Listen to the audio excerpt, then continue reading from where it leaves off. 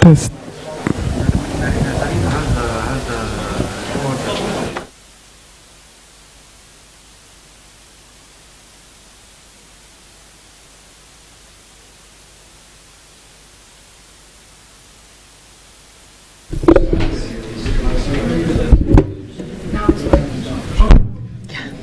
Whoa.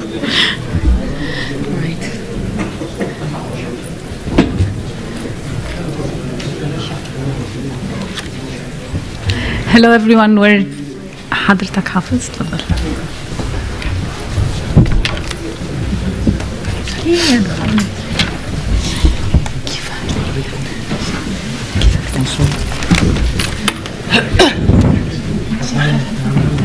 هذا خالد. ايه في اثنين راح يحكوا بالانجليزي، انت بالعربي. حفيظ هروس. نعم. اوكي. عندك ربع ساعة. Okay. You're 15 minutes. You're speaking or 10 minutes? No. 15. 15. Okay.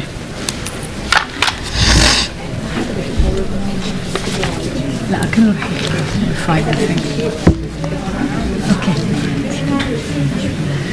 Okay. I think we're ready to start. Yes. Good to see you. I'd stand up, but I'm sitting, but I'm like squashed. So handy. Yeah, it's good to see you. Your hair looks different. I know. It looks good. Okay. For this and your thing. Yes. Yeah. But you come now and you can decide later on.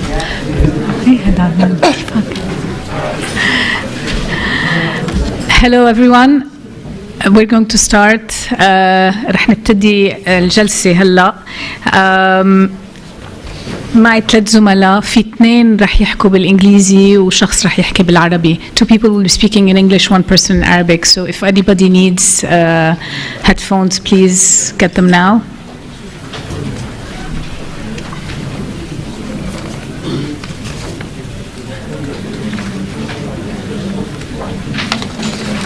Get out the...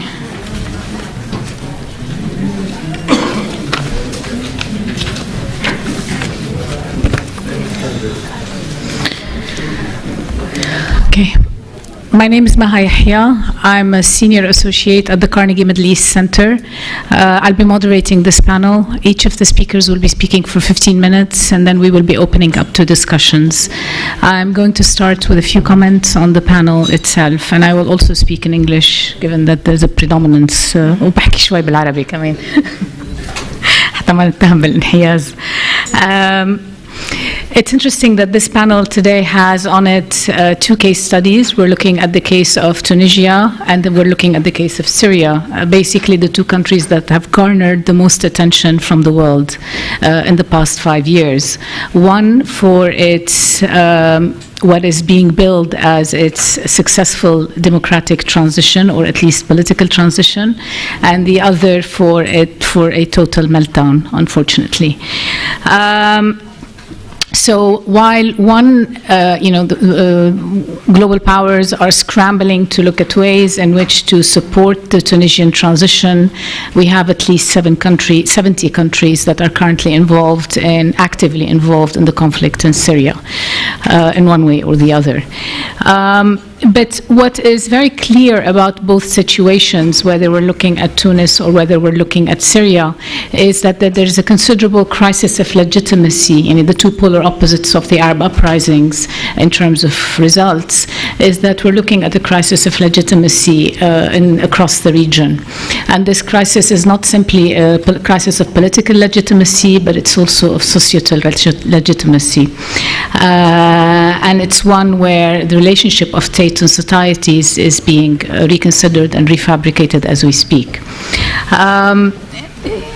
Perhaps in the Tunisian case study, or in the Tunisian case, what has been to some extent its saving grace is the attempt by the political leadership to create a consensus-based political process. And I know that Hafez will be speaking extensively about this consensus-based political process and its implications on where we are in Tunis today.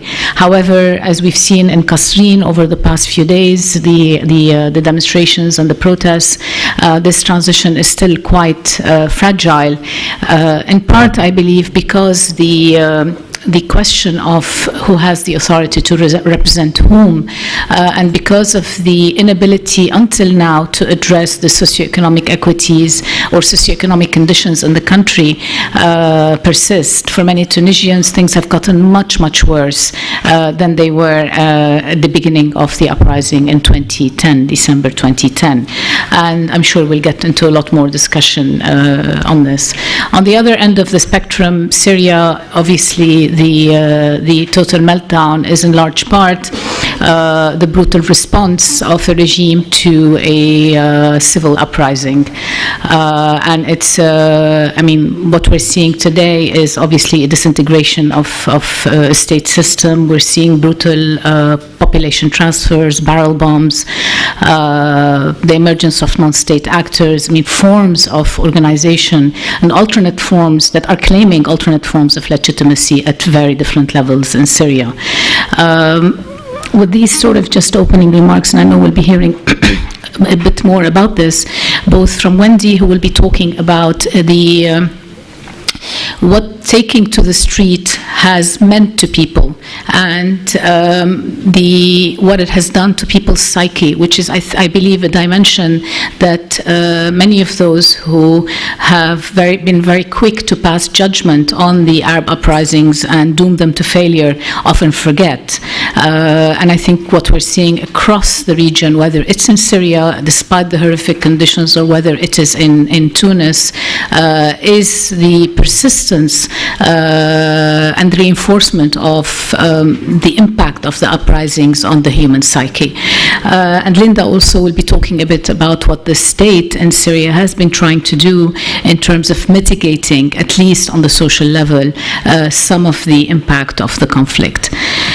With these comments, I will begin with the order of the speakers. I believe it is Hafez first. Let me introduce Hafez, please.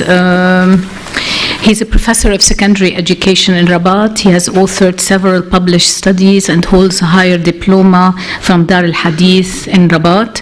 He also holds a national doctorate on the subject of Islamic mysticism and Islamic studies in the West. As I mentioned, he will be talking about the process of national consensus building and the impact it had in Tunisia versus Egypt. حافظ الكلام لك. Thank you.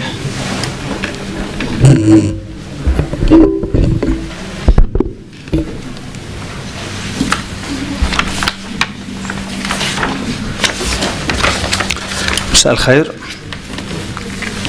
الموضوع الذي سأتحدث عنه هو سجال الهوية وأثره على عسر الانتقال الديمقراطي في المرحلة الانتقالية حالة مصر وتونس، دراسة مقارنة.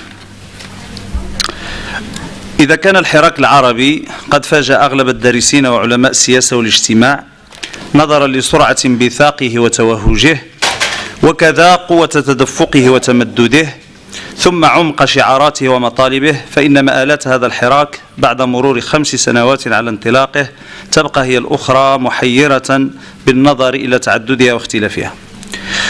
ولعل الأسباب التي أدت إلى اختلاف مآلات الحراك متعددة، لكن هذه الورقة ستعنى بشكل خاص بدراسة مشكلة بعينها، ألا وهي مدى تأثير التوافق الوطني أو غيابه على نجاح المرحلة الانتقالية أو فشلها، من خلال التركيز على قضايا سجال الهوية العلماني الإسلامي عن طريق المقارنة بين تجربتين مختلفتين شهدت إحداهما انفراجا نسبيا نحو الاستقرار والتحول الديمقراطي وهي التجربة التونسية، بينما عرفت التجربة الأخرى انتكاسا مريرا نحو الاستبداد وهي التجربة المصرية.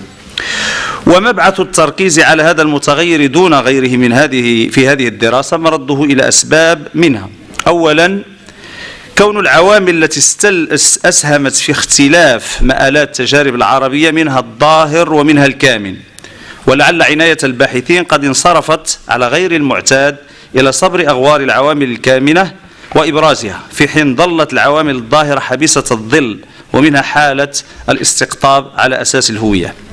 ثانيا، أهمية هذا المتغير تكمن في الرفع من مستوى الأداء والمشاركة السياسية، ناهيك عن إثراء تجربة الانتقال الديمقراطي أو إفقارها. وعليه فالفرضية الأساس لهذه الورقة هي أنه كلما برزت السجالات حول الهوية وطفت الاستقطابات المذهبية على السطح في المراحل الانتقالية نحو الحكم الديمقراطي، كلما أفضت إلى الإخفاق في تحقيق الوفاق الوطني المفضي بدوره إلى عسر التحول الديمقراطي. وفي المقابل كلما خفتت حدة هذه السجالات وخاب أوارها، كلما كان الوفاق الوطني أقرب والتحول الديمقراطي أيسر. ولبحث هذه القضايا اخترت العمل على دراسة وتحليل أنموذج الاستقطاب العلماني الإسلامي في بلدان الحراك العربي من خلال حالتين مختلفتين في المآل، هما الحالة التونسية والحالة المصرية. والسؤال المركزي لهذه الدراسة هو: كيف أثر استعار حدة الاستقطاب الهوياتي أو خفوته على اختلاف مآلات الحالتين موضوع الدراسة؟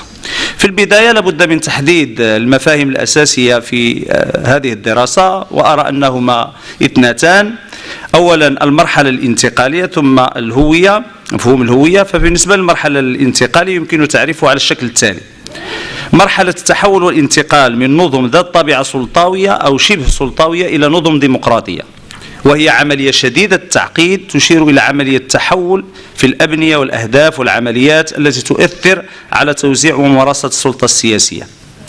وعليه فإن هذه المرحلة ترتبط بجملة من الخصائص والسمات التي ينبغي الوعي بها واستحضارها إبان الانتقال الديمقراطي. وأرى أن أمهات هذه الخصائص تقوم على 3 أقطاب كبرى. أهم هذه الأقطاب الذي لا يمكن التنازل عنه أو التفريط فيه هو تحقيق الوحدة الوطنية من خلال التوافق على آليات إدارة مرحلة التحول نحو الديمقراطية والتأسيس لمقومة الدولة الوطنية المنشودة. ومن ضرورات بناء التوافقات الكبرى في المراحل الانتقالية، إضافة إلى ما سبق ذكره والذي أعتبره بمثابة القطب الثاني الذي تدور في فلكه الخصائص المميزة لهذه المرحلة، هو رفع كافة المخاوف المحيطة بسيطرة جهة ما على أجهزة الدولة وصياغة مقوماتها على أسس مذهبية ضيقة. وثالث أقطاب المعادلة الانتقالية هي الإيمان بعمق التغيير الذي يجب أن تحدثه المرحلة الانتقالية في عقليات التفكير والسلوك الاجتماعي للناس، وليس مجرد التركيز على الحلول السياسية. بالنسبة لمفهوم الهوية، سيتجه عملية التحليل بالأساس إلى التركيز على الأبعاد والدلالات الاجتماعية للمفهوم. فإذا كانت الهوية تشير إلى شعور شخص ما بما هو وما هي الأشياء الأكثر أهمية بالنسبة إليه، فإنها من وجهة نظر اجتماعية تحمل على مضمون محدد والمتمثل في تصورنا حول من نحن ومن الآخرون، وكذلك تصور الآخرين حول أنفسهم وحول الآخرين. وبذلك فإنها تتشكل من مختلف أدوات وأشكال التعبير التي تربط بين أعضاء الجماعة وحول تصوراتهم المشتركة للإنسان والعالم والمجتمع.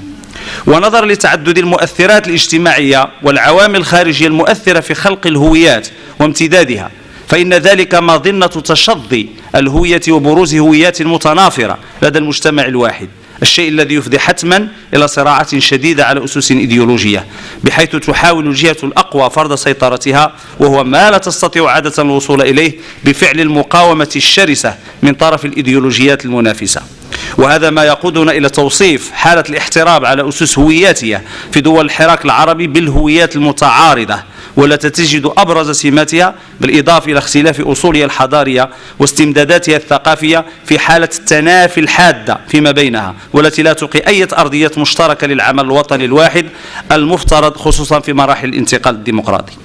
فالراصد للاستقطاب عقب الربيع العربي يجده تمثل أساسا في الصراع بين تيارين كبيرين هما التيار الإسلامي بتعبيراته المختلفة والتيار العلماني بتنوعاته المتباينة، وهو استقطاب ثنائي اختصر مختلف التعبيرات الدينية والاجتماعية في كتلتين عظيمتين تعبر كل واحدة منهما عن تبني عناصر فكرية وحضارية متناقضة.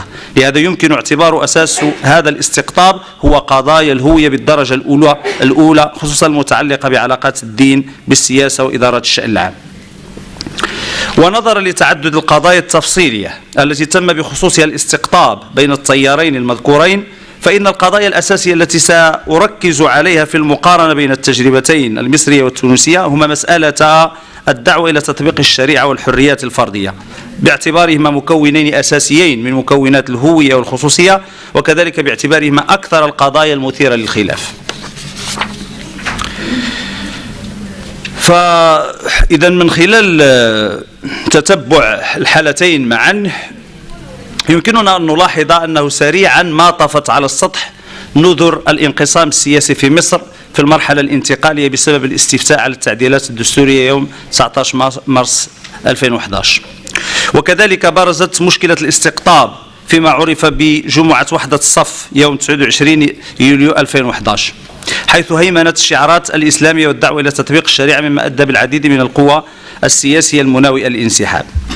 وقد زادت حدة هذه الاستقطابات بعد الانتخابات التشريعية وتشكيل اللجنة التأسيسية لصياغة الدستور التي رأى العلمانيون أنها لا تمثل الجميع، الشيء الذي أدى إلى ظهور عدة وثائق موجهة للمبادئ الدستورية والتي كان بعضها مرجعا للجميع، وعلى رأسها وثيقة الأزهر بشأن مستقبل مصر.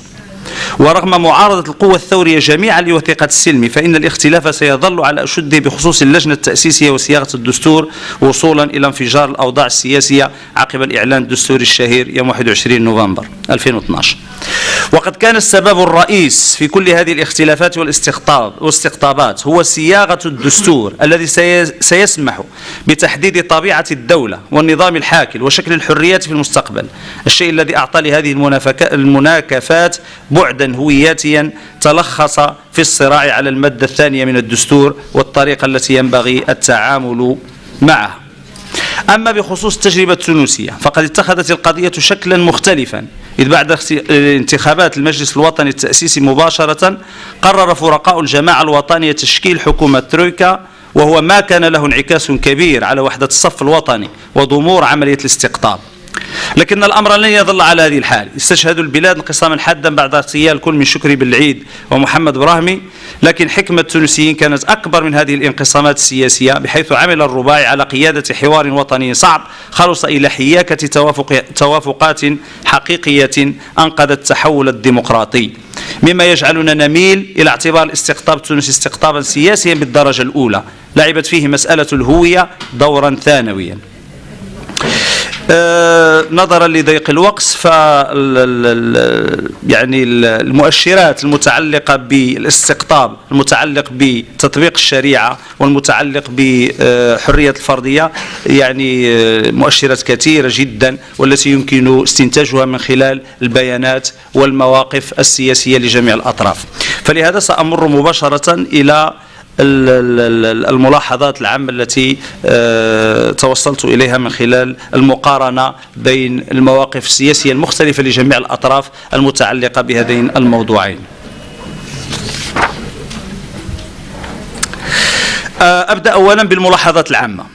فيما يخص الملاحظات العامة المتعلقة بكيف تعاملت الأطراف المختلفة مع هاتين القضيتين.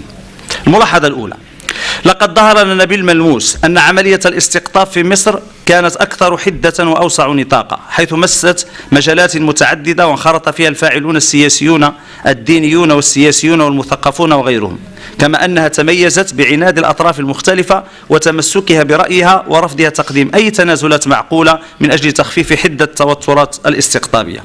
أما في التجربة التونسية فإن الأمر كان أقل حدة، حيث لعبت الطبقة السياسية الواعية دورا مهما في العبور بالبلد إلى بر الأمان، حيث كانت تستشعر أهمية اللحظة التاريخية ومسؤولية إنجاحها والخوف من إفشالها. ثانيا، شكلت الهوية الوطنية الموضوع الأساس للاستقطاب بين الفريقين، وكان مرجع ذلك الاختلاف في الرؤية والمرجعية، والتي توجه بالضرورة الاختيارات الكبرى بخصوص الأدوات الدستورية والقانونية والموقف من الحريات والمرأة والمواطنة وغيرها من القضايا الشائكة. لكن هذا الاختلاف في عمومه يؤول إلى التركيز في نقطة خلاف جوهرية، هي مسألة علاقة الدين بالدولة ودور الإسلام في السياسات العمومية والقضايا المجتمعية. والخلاف بين العلمانيين والإسلاميين بخصوص هذه المسألة ليس جديدا، لكن المشكلة تكمن في حفاظ كلا الطرفين على أطر مرجعية تقليدية في النظر إلى المسألة. فالإسلاميون في عمومهم ما زالوا غير قادرين على النفوذ إلى اجتهادات جريئة يتخلصون بها من المنظور السلفي المحافظ لمسألة علاقة الدين بالحياة العامة، ومنها إصرار كبرى حركاتهم على الربط بين الدعوي والسياسي والعمل على أسلمة المنتجات الحداثية. أما العلمانيون فإن أغلب نخبهم ما زالت تعتمد الرؤية الغربية في عمومها وتفاصيلها للمسألة، وغير قادرة على تقديم اجتهاد يراعي الخصوصيات الثقافية والدينية للوطن العربي والإسلامي الذي ما زال الدين يلعب فيه دورا أساسيا في تحديد الأطر الاجتماعية وتشكيل وجدان الناس وتطلعاتهم. الملاحظة الثالثة، هذا يجرنا إلى ملاحظة مفادها أن الخلاف بين الكتلتين الإسلامية والعلمانية في التجربتين معا حول قضايا الحريات الشخصية وتطبيق الشريعة تركز في نهاية المطاف حول كيفية إقرار هذه القضايا في الوثيقة الدستورية. الملاحظة الرابعة، وجود كتلتين كبيرتين الإسلامية والعلمانية في مسألة الاستقطاب يخفي الاختلافات الكثيرة بين مكوناتها في شأن التفاصيل المتعلقة بقضايا الاستقطاب، فثم دائما أطراف متشددة وأخرى معتدلة في الطرفين، حيث يجنح دائما المعتدلون إلى إقرار التوافقات الممكنة بينما يسعى المتشددون إلى تأجيج الأوضاع وخلق الاستقطابات الحادة داخل المجتمع. والفاصل بين التجربتين في هذه المسألة هو قضية التحالفات السياسية التي يمكن أن نرجع إليها. الملاحظة الخامسة، لقد كان المجتمع المدني في الحالة المصرية جزء من المشكلة، بحيث انخرط العديد من المؤسسات الأهلية بقوة في الصراع الدائر بين طرفي الاستقطاب. أما المجتمع المدني في الحالة التونسية فقد كان جزءا من الحل، بحيث لعبت أطراف هذا المجتمع دورا حاسما في التفاهمات التاريخية بين الكتلتين المتصارعتين، ممثلا في الرباعي الذي قاد عملية الحوار الوطني الشامل في أحلك مراحل الصراع بين الطرفين. بعد استعراض هذه الملاحظات العامة يمكننا أن نستشف بيسر أننا أمام حالتين مختلفتين من الانتقال الديمقراطي، ومن هنا يبرز السؤال الأهم، وهو ما هي الأسباب الرئيسية التي ولدت الفروق المختلفة بين التجربتين وأدت إلى هذه المآلات المختلفة. مستندنا الرئيس في تفسير الفروق الفاصلة بين التجربتين من خلال المكونين الأساسيين في عملية الاستقطاب الهوياتي هو أنموذج العقيدة السياسية الذي على أساسه تم بناء القرارات السياسية واتخاذ المواقف التدبيرية المختلفة. يمكن تعريف العقيدة السياسية بأنها مجموعة الأفكار والقيم دينية كانت أو فلسفية التي تحدد الموقف من الواقع السياسي وتحكم له أو عليه، وتقدم تصورا عاما للنظام السياسي الذي يجب أن يحكم الدولة وطريقة سياسته للمجتمع وعلاقة السلطة بالأفراد وحقوقهم وحرياتهم. سبب اختيارنا لهذا النموذج التفسيري يتمثل في قدرته على تحليل المواقف السياسية وصبر أغوارها وكشف خفاياها في الوقت الذي قد تبدو فيه الكثير من هذه المواقف غير مفهومة. لكن مراعاة لحالة الاختلاف الكائنة بين مكونات التيار الواحد في عملية الاستقطاب، فإننا ميزنا بين نوعين من العقيدة السياسية. عقيدة سياسية جامدة تتميز بثلاث سمات: الانغلاق، الثبات، أحادية التفسير. عقيدة سياسية مرنة سمتها ثلاث أيضا: الانفتاح والتجديد وإمكانية التأويل المستمرة. بس ممكن إعادة الخصائص. نعم. إذن العقيدة السياسية الجامدة تتميز بثلاث سمات: الانغلاق، الثبات، أحادية التفسير. عقيدة سياسية مرنة سمتها أيضا ثلاث: الانفتاح، التجديد، إمكانية التأويل المستمرة. الوقت. طيب، اعتمادا على هذا النموذج التفسيري واستعادة المقارنات بين التجربتين يمكننا أن نلحظ بوضوح تجلي واضح للهويات المتعارضة في التجربة المصرية، وبأن التجربة المصرية حكمت تجربتها بالضرورة العقيدة السياسية الجامدة. هناك مؤشرات كثيرة تدل على أن ما حكم الفاعلين السياسيين في التجربة المصرية هي العقيدة السياسية الجامدة، مثلا التحالفات السياسية، رفض التنازل، رفض الحوار، صعود وتيرة استخدام الدين في السياسة، خصوصا ما سمي بالفتاوى السياسية إلى غير ذلك. أما في التجربة السياسية التونسية فقد حكمتها بالدرجة الأولى العقيدة السياسية المرنة، وأيضا هناك مؤشرات كثيرة تدل على ذلك.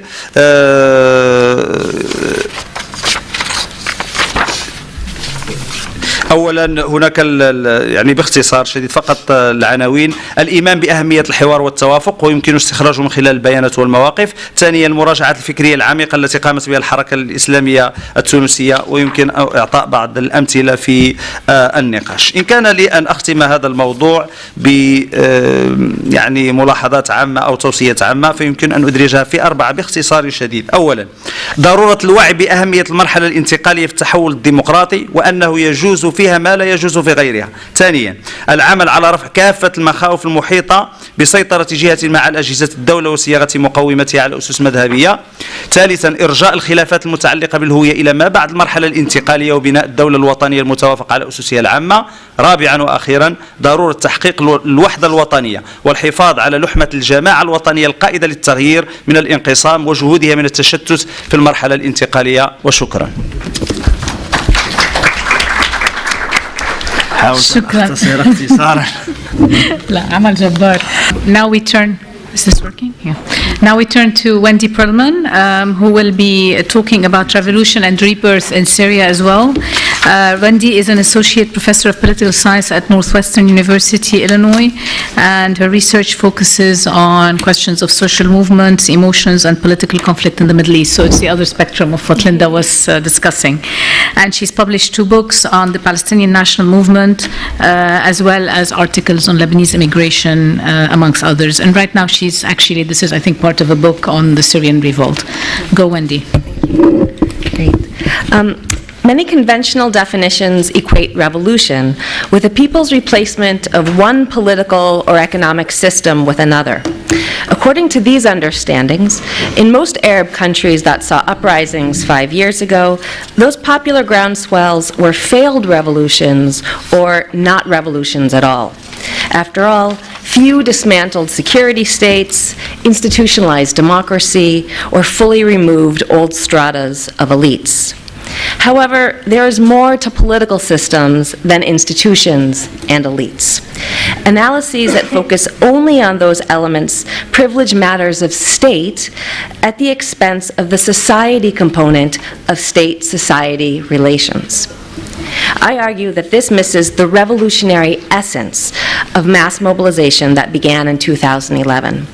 In focusing on structures and policies, it underestimates the significance of the psychological, cultural, and emotional pillars that also contribute to upholding and cementing relations of domination. So in that sense, one of the focuses of this conference being التحول الديمقراطي, I'm focusing more on التحول النفسي, a psychology, a shakhsi, that the Arab revolutions produced. I explore this dimension of revolution in the Syrian case, based on interviews that I've been conducted to date with about 200 Syrians in Jordan, in 2012 and 2013, and in Turkey in 2013, 2015, and up until just a few days ago.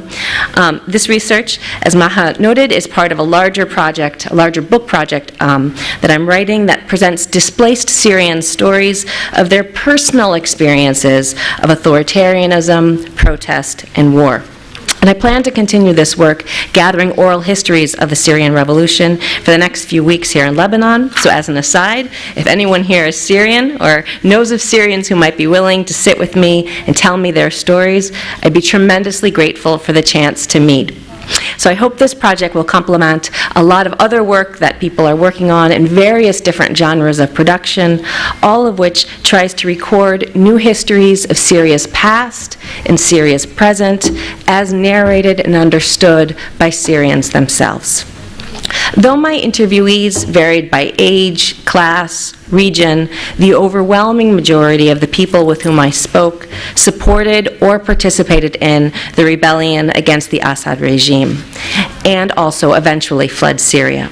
So I focus only on this one slice of the multifaceted Syrian population, recognizing it's much more complicated. As a source of data, oral testimonies are fraught with methodological problems. They can contain omissions, misrepresentations. Testimonies can harden into social scripts. Still, there's no better way to understand the lived experience of rebellion than to ask those who've lived it. Sharing a sample of those testimonies today, I'd like to present an interpretation of the Syrian revolt as a kind of rebirth for those who identified with that revolution. For decades, the regimes of Hafez and then Bashar al-Assad treated citizens with a combination of intimidation and contempt. That most citizens acquiesced was in part due to feelings of fear and also futility, as well as the forms of behavior that those sentiments encouraged. Though some dared to push the bounds of political permissibility, most complied with the system most of the time, if not come to believe that no other way was feasible.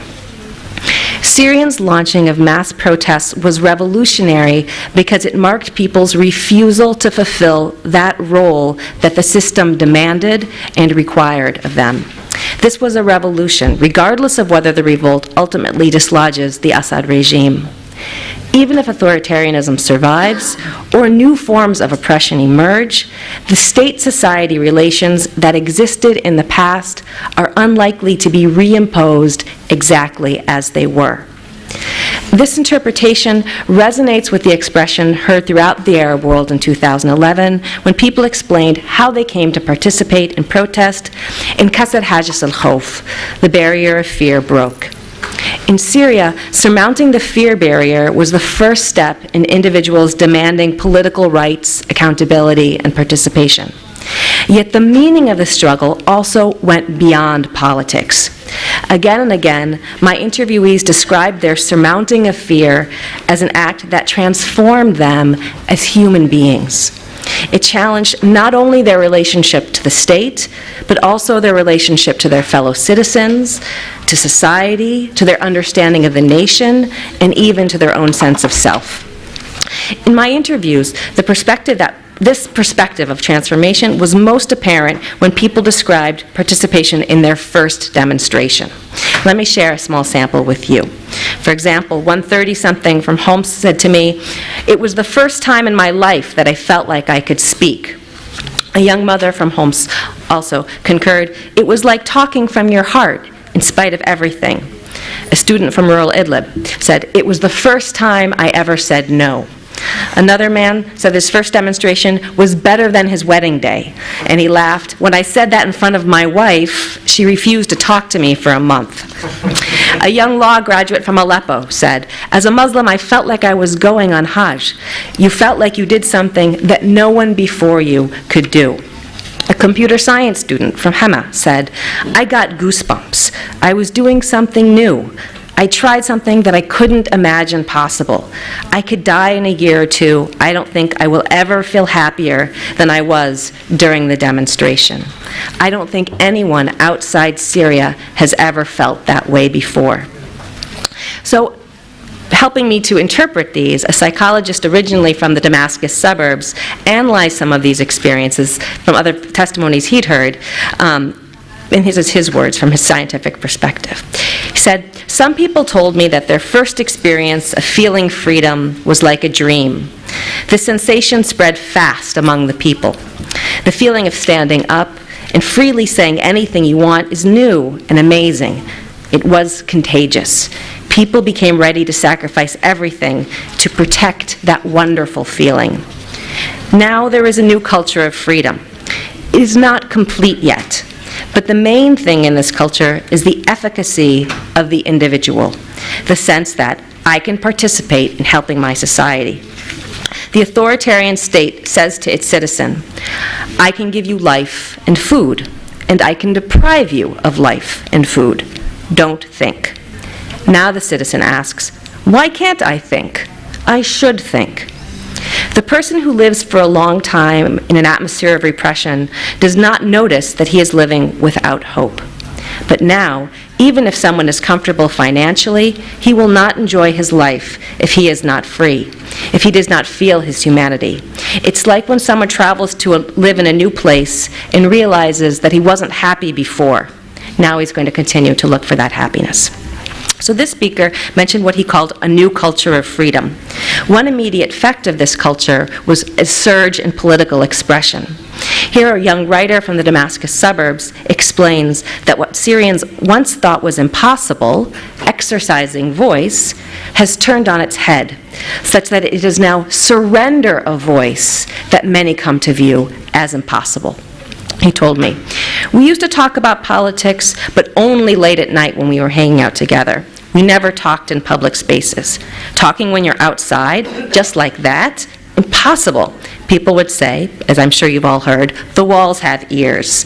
Be careful. They'll take you away. No one will ever see you again." He says, after 6 months of revolution, it was all over. You walk into a cafe and people are talking about politics. You walk in the street, people are talking about politics. Khalas, it's impossible that we'll ever go back to being afraid of this regime. All of these reflections converge in detailing a humanistic interpretation of the meaning of revolution. In participating in protest, individuals felt that they were ceasing to be the silenced people performing the role that the authoritarian system expected of them, and were instead emerging into the kind of free people whose liberation rendered that system untenable. In this sense, their words communicate ideas and emotions that conjure a notion of rebirth. Let me quote for you what one writer from Sweden told me, invoking this metaphor of rebirth explicitly. She said, "I believe the regime would fall from the first minute we protested in the streets and repeated freedom. When Syrians went into the street to demonstrate, they lived this experience. They defeated the regime. The regime died and was broken. Now we are living the details. I know it's taking a long time." She said these words in 2012. "And maybe we will say longer in this situation. But Syria after March 15th is different than Syria before. We will not be silent again. We will not allow anyone to steal our dreams and our voices again. This revolution gave us a chance to be reborn. You can't choose the way you were born, and you can't remember anything about it. We were living this closed life, and then we saw our real birth. This time we made a choice. We took the first breath and we shouted our first shout, just like a newborn baby shouts. Transforming from submission to freedom creates a new person. Now when we say we are Syrian, we feel very proud of ourselves because we realized we're alive. It's a new birth." في البداية حددت أن المتغير الذي خصصت الورقة للحديث عنه هو مجرد واحد من العوامل الأساسية في فشل الانتقال الديمقراطي في مصر، وليس هو يعني مجموع العوامل التي أثرت في يعني تيسير عملية الانتقال الديمقراطي في مصر أو في تونس عفوا أو تأثيره في مصر. وبالتالي فهناك عوامل كثيرة ومتعددة التي يمكن أن نتحدث عنها وشكلت فارقا أساسيا بين التجربتين. مثلا الدور ديال المجتمع المدني وقد أشرت إليه، فالمجتمع المدني يعني لعب دورا أساسيا في التجربة الديمقراطية أو في الانتقال الديمقراطي في تونس. ونحن نعلم أن الحوار الذي قاده الرباعي المشكل أساسا مجتمع أهلي مدني كان له دور أساسي في حسم يعني عملية التقارب في عملية الاستقطاب بين الفرقاء السياسيين. ربما هناك عوامل أخرى، هناك عامل الجيش يعني في مصر ليس هو الجيش في تونس. هناك أيضا طبقة متوسطة صلبة ومتينة ويعني متنورة. هناك أيضا تقاليد حوارية عريقة التي ميزت المجتمع التونسي. هناك حساسية مفرطة ضد العنف. هناك يعني عوامل كثيرة جدا. أنا يعني خصصت مسألة سجل الهوية لأن في الحقيقة أثارتني كثيرا بتتبع مجريات الثورة المصرية. يعني كانت ربما كلنا تابعنا ذلك، كان الاستقطاب على أشده، وكلنا كنا نتمنى أن يحصل نوع من الانفراج بين الفرقاء المختلفين للوصول إلى توافقات ممكنة لمحاولة الوصول إلى تيسير الانتقال الديمقراطي في مصر، لأننا نعلم جميعا بأن نجاح الانتقال الديمقراطي في مصر كان سيكون له انعكاسا كبيرا على الوطن العربي ككل. فلهذا خصصت يعني هذا المتغير وتحدثت عنه وحاولت أن أقارن يعني بين التجربتين، حيث لاحظت من خلال مؤشرات متعددة بأن الافتراق الثنائي والاستقطاب الثنائي في مصر كان أشد منه في تونس. هذا يعني من بين عوامل أخرى يسر الانتقال الديمقراطي وعسره في التجربة المصرية. بطبيعة الحال لماذا الاستقطاب الهويتي وليس الاستقطاب السياسي؟ لأن الاستقطاب السياسي ممكن لو استطعنا أن نحافظ على الاستقطاب في المستوى السياسي، هذا عادي جدا ويعني مشروع أن يكون هناك نوع من التنافس السياسي بين الفرقاء المختلفين، وربما تكون لهم أيضا مرجعيات مختلفة ولا بأس في ذلك، لكن أن يتم تركيز هذا الاختلاف في القضايا الهوياتية التي تؤدي إلى تشظي ليس فقط الفرقاء السياسيين ولكن أيضا المجتمع برمته، وهذا ما لاحظناه في النهاية في التجربة المصرية، بحيث أنه تم التمييز ليس بين فريقين سياسيين بل بين شعبين، شعب يعني ربما يناصر قضية معينة وشعب يناصر قضية أخرى، وهذه مسألة خطيرة قد تؤدي إلى تفتت المجتمع. ثم أنا حاولت أن أفسر هذا الاستقطاب انطلاقا من نموذج معين هو العقيدة السياسية، لأن العقيدة السياسية أعتقد هي التي كانت العامل الرئيس في دفع الفرقاء السياسيين إلى اتخاذ المواقف المختلفة سواء كانت سياسية أو مجتمعية أو حتى دينية. ولاحظت بأن هذه العقيدة السياسية ليست يعني على شاكلة واحدة، ولكن ميزت بين شكلين من العقيدة السياسية: عقيدة سياسية جامدة ليست لها القدرة على يعني إبداع اجتهادات جديدة وخلق تواصلات ممكنة مع الطرف الآخر، وعقيدة سياسية مرنة كان بإمكانها أو بالفعل أمكنها ذلك في التجربة التونسية أن تخلق الجسور التي يعني خفت فيها هذا الاستقطاب المبني على أسس هويتية، وكان من بين العوامل المسهلة للانتقال والتحول الديمقراطي في تونس.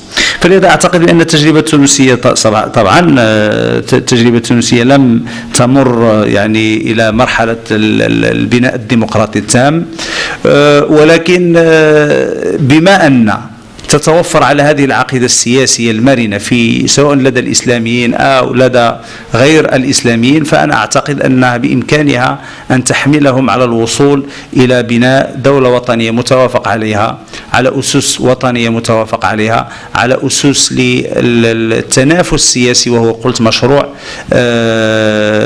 ممكن.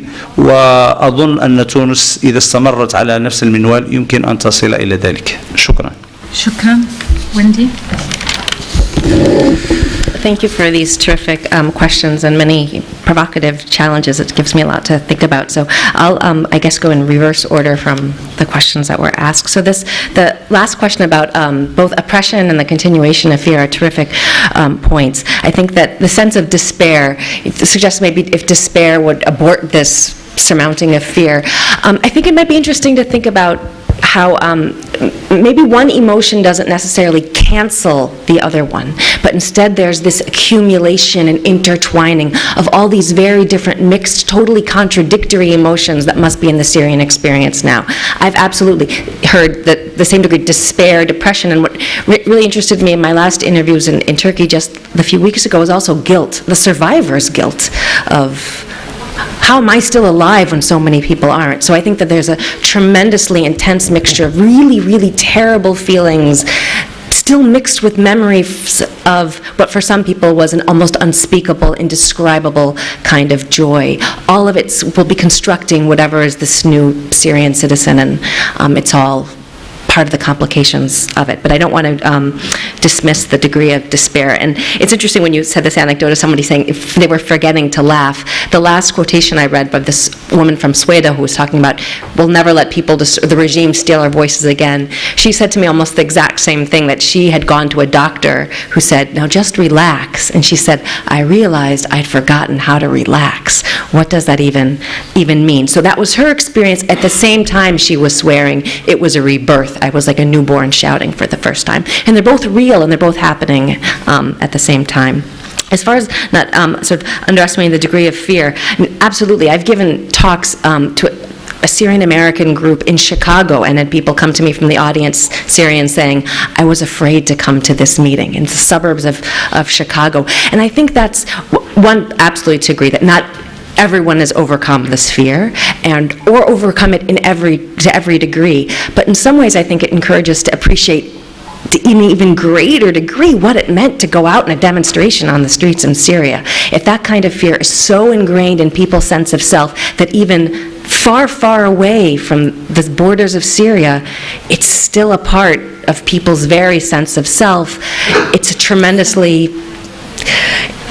We need to look all the more closely at the intensity and the depth of the process of overcoming it, perhaps gradually, or in ways that can go back and forth. And I guess I would say lastly about this issue of fear is I think it's interesting to think about different types of fear.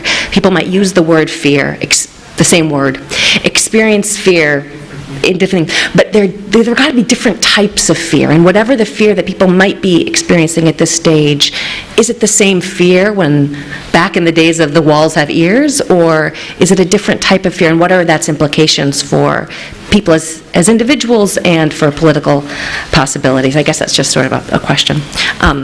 I should go a lot quicker if I'm going to answer this. The idea of writing narratives of hope and how to reconcile this without ignoring the dire conditions that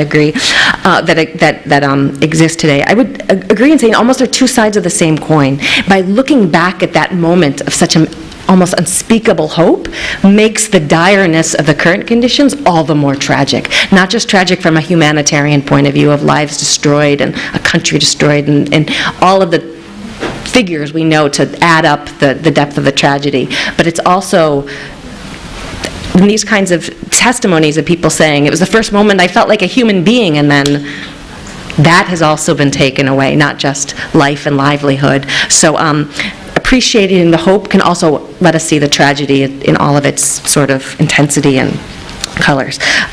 About the issue of exile and dispossession, yeah, absolutely, this is a huge part. And it wasn't what I focused on today because the theme of the conference on revolutions, but I would just say two things about sort of ideas I heard about this idea of exile and dispossession and being a refugee. One is that the stories and reflections that people told me changed over time from when I first did interviews in 2012 to 2013 to 2015. That experience of, in the beginning, there's at least from when I was picking up with Syrians, very much a sense of temporariness. Oh, we're here in Jordan, but our bags are packed. We're going to go back to Syria any day now.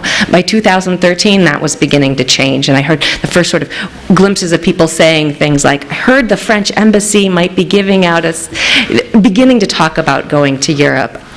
What I just heard these last interviews I was doing in Turkey was this more of a sense of, all of my friends are in Germany and Sweden, and I'm the only one left here. And do I stay? I have a commitment to staying in Gaziantep where I can see the Syrian border and I can go back and I still feel close. But how much longer do I hold out before I also say enough and try to go with my family, and almost in the sense of, is that giving up on some dream of still going back? Also heard things like people who maybe were in Turkey and registered their children in Arabic-speaking schools in 2012 or 2013, because they're like, we're just going to go back to Syria and I want my 7-year-old to have an education in Arabic, now beginning to say, did I lose an opportunity? My kid should be learning Turkish. So there's that sort of, that sort of change over time. The overwhelming sense I got thinking about people, or people talking about reflecting on the experience of being a refugee, was a sense of total instability. But both materially, how do we find enough to make ends meet? Our savings are running out. Sheer material desperation of surviving without money, work, and so forth. But also the sort of existential, psychological instability of, where am I going? How long will I be here? Can I plan for the future? Because I don't know where I'm going to be and how long I'll be here. And the sense of just total rootlessness that affects all aspects of life, personal relationships, marriages, familiar relationships, to planning for the future, to people continuing their studies and so forth. I think it's really instability in a deep sense. Okay, I'm going. Briefly on Rami's question about the sense of the future, the people I talked to didn't really get into details of that sort. It was more collapse the regime, if we can collapse the regime, and بعدين all the tafasil and what kind of constitution. People weren't even beginning to think about that sense. They couldn't almost imagine that far. And lastly, Fawaz's question is in many ways the most difficult one. And in the end of the day, if we're in front of a counter-revolution or a civil war, and either the regime stays or a regime is able to renew itself. Is that the question? Or yeah. In the end of the day, kind of almost so what? And in some ways, I'm just proposing the question of, even if a regime looks the same, maybe even the same people, the same rules, the same policies, the same institutions, if we look into, can peer into the mind and the heart of that individual citizen, is it possible that they've been somehow changed by the experience of even witnessing or participating in protest, such that there's something different in the citizens, such that even if all the structures are the same or been renewed and are just as authoritarian as they were before, or even worse, is it really the same political system, or is there something different, even if it's just the memory of, and the knowledge that mass challenge is possible, whereas before it was just not even thinkable. So in some ways, I'm just proposing the question of, if we look at that level of the citizens, can we maybe see the situation through a different lens? And I think it's possible to answer the question of, no, in the end of the day, who has power? What did they do with it? So what? But it's proposing the question to think about. Actually, if I can just add to that, I think we're seeing very similar experiences in people who participated in uprisings across the region. Mm-hmm. You talk to people in Tunis, you talk to people in Egypt. The sense of empowerment that as individuals they are able to make a difference, or they can make a difference, is not one that can be taken away. Mm-hmm. And I do think, I do agree with you that no matter what political system is in place, the relationship between that political system and individual citizens cannot be de facto, cannot go back to the way it was. And I think we're seeing the impact of that change to a certain extent in both Tunisia and Egypt, perhaps, where we have a different model that is developing. But I won't go into that. I'm going to open up for a few more questions. My question was a bit misunderstood. Okay, it's possible. Okay, well, very quickly, and then there is a difference between breaking fear in a demonstration, which is the peaceful part, and the emotions that are built in a civil war where people are killing each other.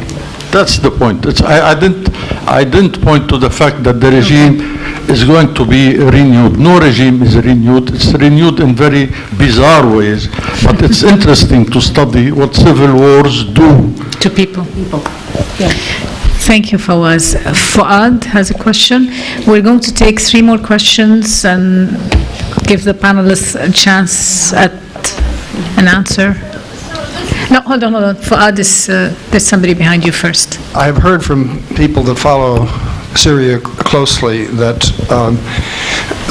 there has been so much displacement, so much loss of human economic capability that you could hardly put together in a post, a settlement situation, an economy anywhere near the level of what Syria was once, say, before all of this happened. And I was wondering if you could say a bit more, or if you'd be willing to forecast what you think the size of the Syrian economy would be in the event of a settlement, assuming, there are different kinds of settlement, but assuming, say, a settlement that leaves Syria more or less intact as a geographical legal entity as we understand it. And I'm wondering if it's exaggerated to say that there's been so much of a drain of economic,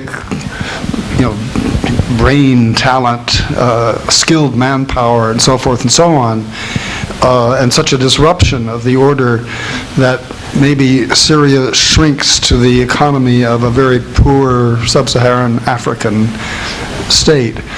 Related to that, maybe Wendy knows from her interviews, she's alluded to this a bit, as to how many of these hundreds of thousands of refugees are thinking they'll come back. Thank you. I have a question in the back, on the side, and a question here. I think we'll call it a day. Okay, thank you all, and thank you, Wendy, very much for your presentation. Of course, I appreciated it very much, being on similar lines. But my question is also, like, the Syrian case, I think it's a very tough case you chose to make this point and to say that maybe some moments of what they have experienced might have moved on with them and might have continued. So really my question would be, maybe the people that you meet or you have met in who left Syria already and like kind of are in this strange transition, maybe you can ask them also, or maybe you have already asked them, how does, like, if anything has left them, like, did they, like, with these experiences, commit to anything that they feel is so important to them that will not change, where they feel like kind of, I don't know, my relations with my wife, my relations with, that I will state if something is wrong, even if I'm a migrant or so on. Maybe there was an effect and maybe not. And my question would be if you maybe have looked into it, because maybe it can show you or give you better cases of whether or not this moment or this phase where they felt these particular emotions has really a long-term effect, or maybe it was just for a while and they're gone. Yeah. Thank you again. We have one last question here, please. Sam Saloom, again, master's student, Middle Eastern Studies, Mediterranean Studies at the University of Bعنوان. My question to Dr. Windey. Yes, maybe we agree that to some extent, or to a great extent, that yes, the relationship between the Assad regime and the Syrian people is not going to be reversed as it was before 15 March 2011. But the question is, what if a new power emerges in Syria?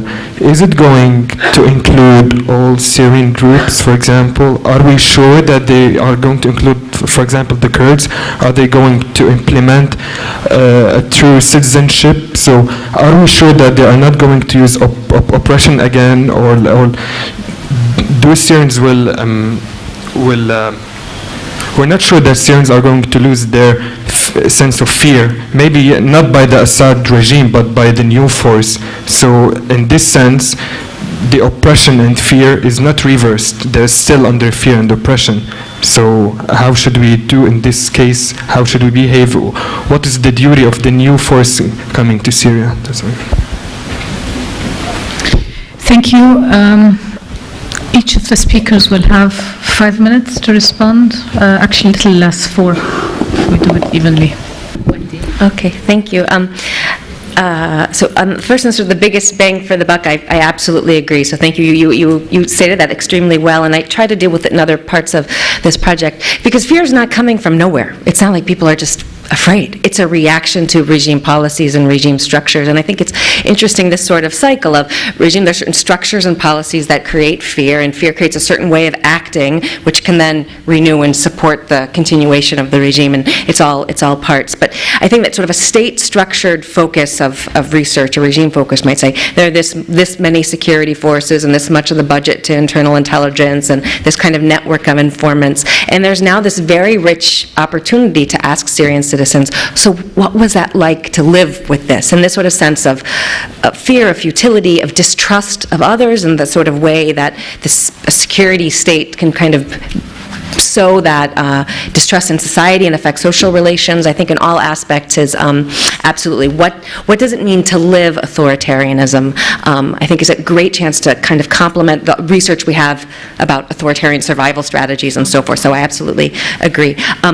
Professor Hudson's question about sort of how many people think about going back. I mean, this isn't a scientific sample, so I can't really say. I would just say from my observations, fewer and fewer over time. And I could just, in my own anecdotal way, see the changes from 2012 to 2015. And you can see this especially as people think about the welfare of their children, going on to more stable places where there can be a future for their children.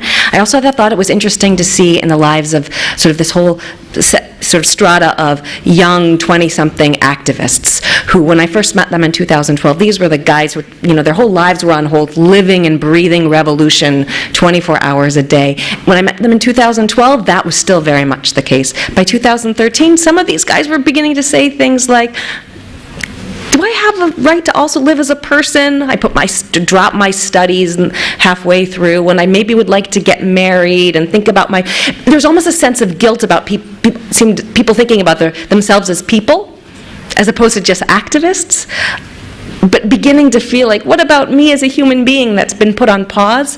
By 2015, saying with the same sort of handful of guys I met, many of them are now married and beginning to have children. And their thinking has very much changed now that there's a baby on the way or there's a baby. Now it's like, how can I get to Germany to get a passport for my child, as opposed to, I can't look for a second away from Facebook to see what's happening. So and if that's a little window into sort of the larger collective, that's one thing. Of every day that goes by, or every year that goes by, the percentage of people thinking going back might decline.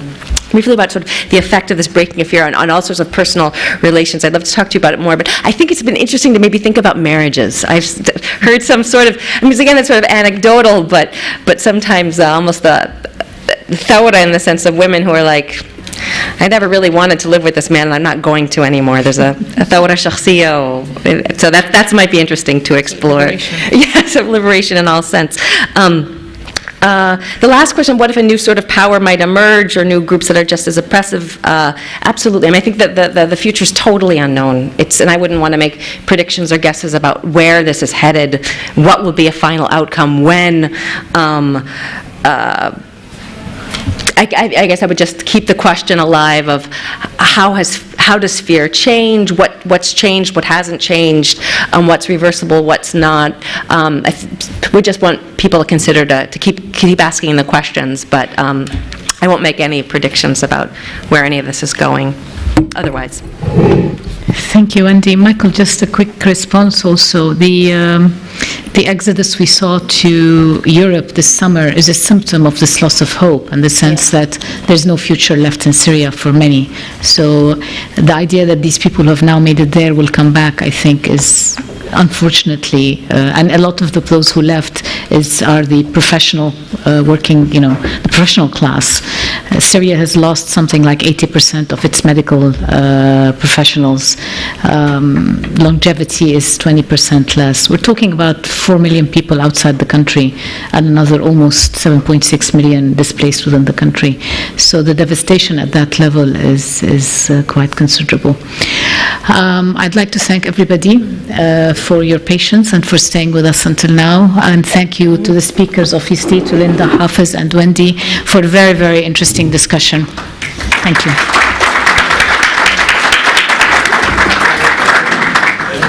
Yeah, thank you. Thank you.